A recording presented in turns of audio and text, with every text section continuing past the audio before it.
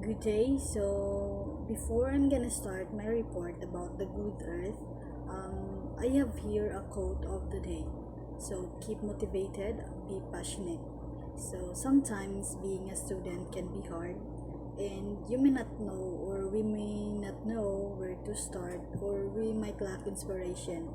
But once you start feeling more motivated, you'll be surprised at what you might learn.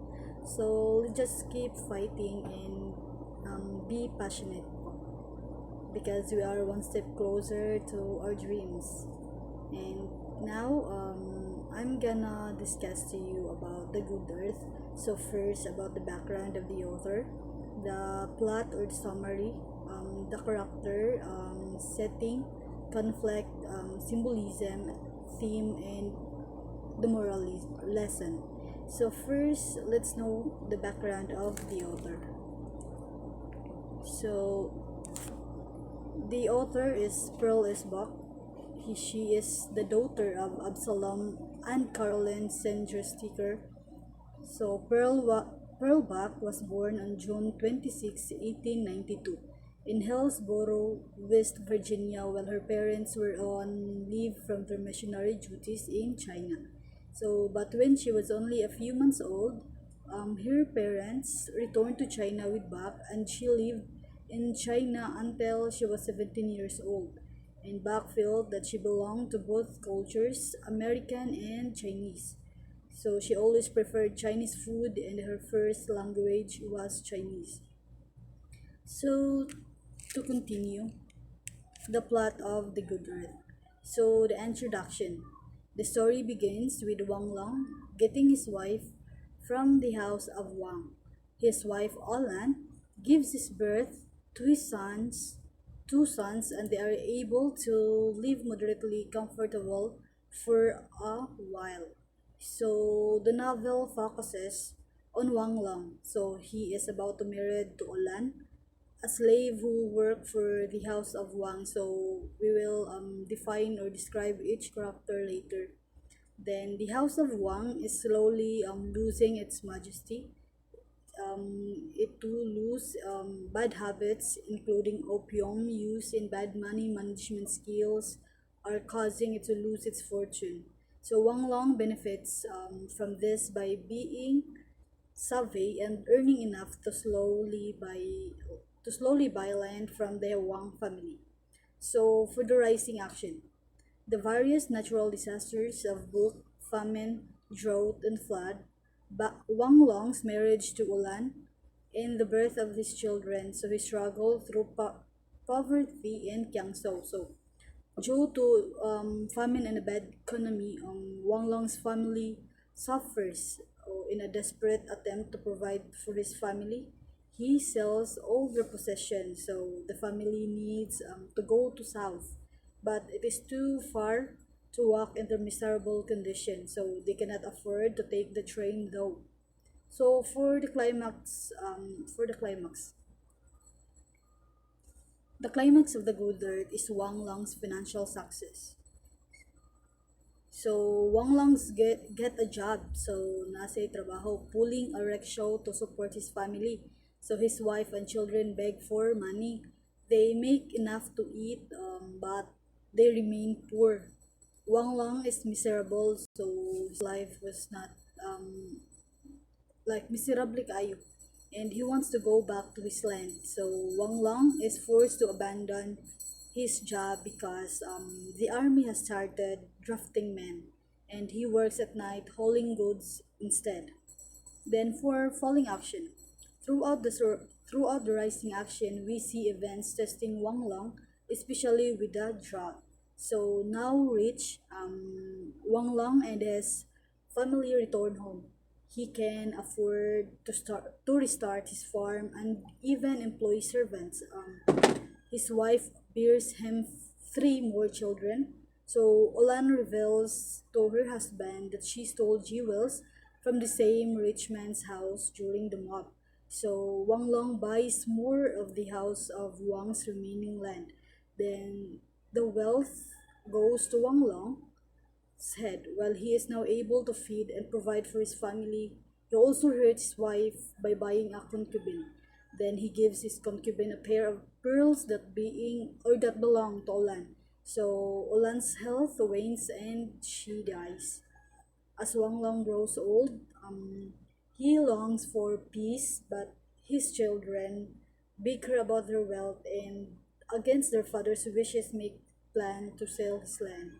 So, for the resolution for the denouement, by the end of the novel, despite Wang's passionate dissent, his sons plan to sell the family land and divide the money among themselves, so signaling their final break with the land that made them wealthy. So by the end, the family or his sons plan to sell their land, which is they are the owner of that land, but just to make them wealthy. But Wang's is that's his land, so he knows that he loved his land and no one could replace or could buy that land because it is they are the owners, so they're not responsible to buy or to sell their land. So for the characters, we have a lot of characters. So first, we're gonna describe Wang Long. So Wang Long is the protagonist of The Good Earth. So he begins life as a poor farmer and marries Olan. So a slave owned by the Wang family. So Olan, a woman to sold to the wealthy Wang family as a slave when she was 10 years old. So Wang Long's father, he is a traditional and morally severe man. So Wang Long's uncle, a cunning scoundrel and thief. Then the wife of Wang Long's uncle, a village gossip. The son of Wang Long's uncle, a wasteful, disrespectful scoundrel and a sexual predator. So Lotus, a beautiful, delicate prostitute with bound feet. So there are another characters. We have Wang Long's first, Wang Long's second son, the wife of Wang Long's first, the wife of Wang Long's second, Wang Long's third son,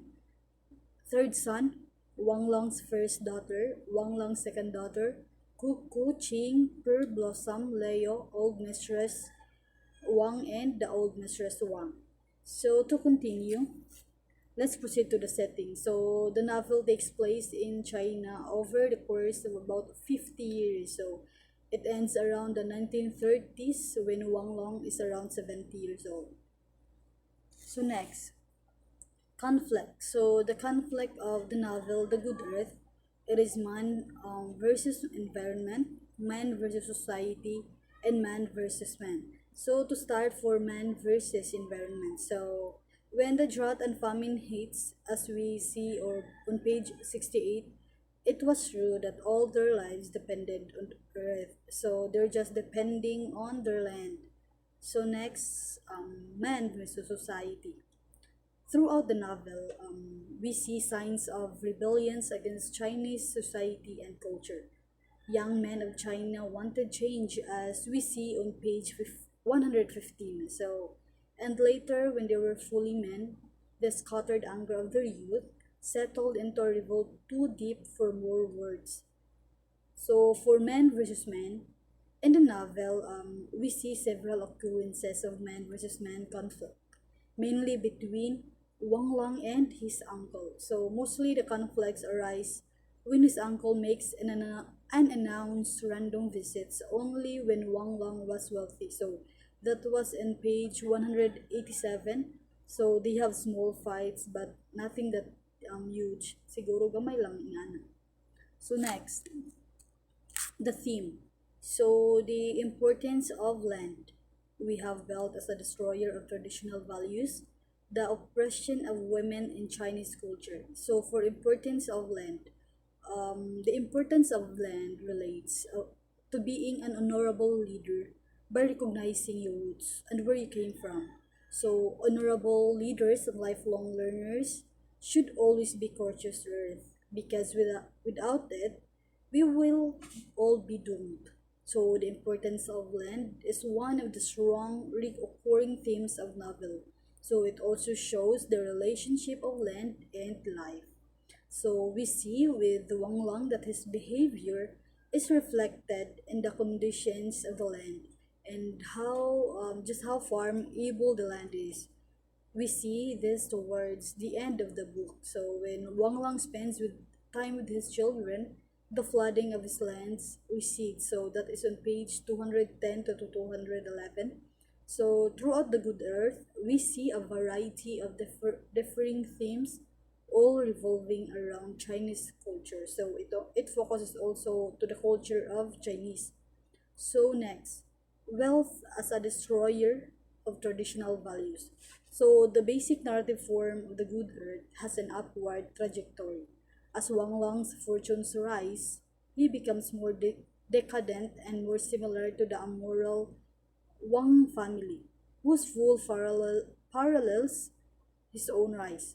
So it is the wealth of the Wangs that enables them to loosen their ties to the land. So his hire laborers and spend their own days in idleness and leisure. So in this climate, vice takes roots and thrives. So as the old master becomes obsessed with debauchery and the old mistress becomes addict to opium.